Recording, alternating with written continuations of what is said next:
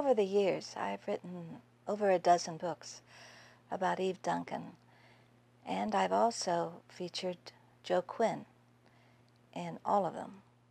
Joe Quinn is a unique character.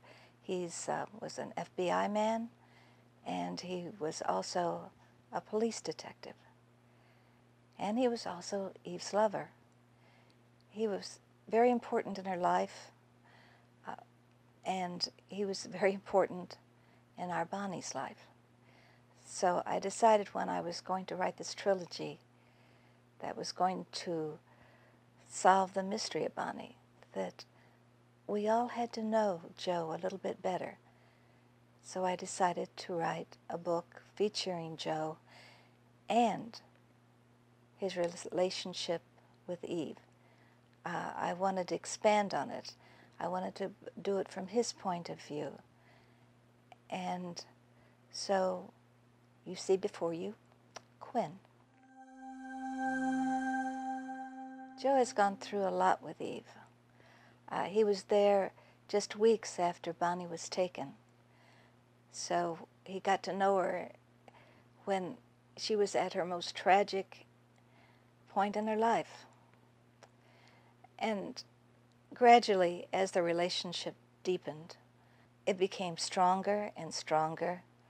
And yes, these are real people, so they had their ups and their downs, and Joe was tempted to walk away a couple of times because of the terrible burden that Eve was under was also his burden.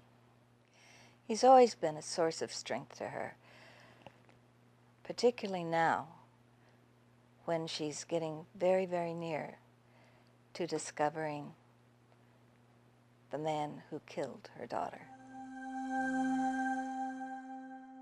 There are other characters in this book.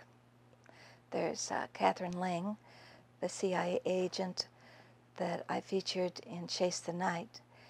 She's become a very, very good friend to our Eve.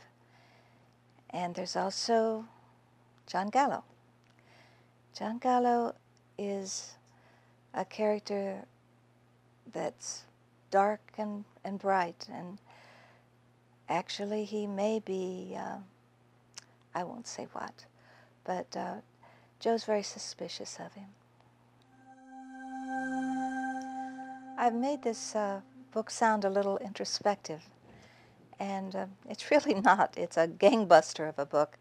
It moves very, very fast, as a lot of the critics have said, and it's the story of the search. But in order to tell the story of the search, I had to tell the story of the characters. Make no mistake, this is still an Eve Duncan thriller.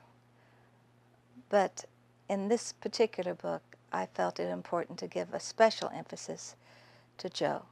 There's no one closer to Eve than Joe. And I think the reader will be very surprised at what they find out about Joe and Eve as they search for the killer.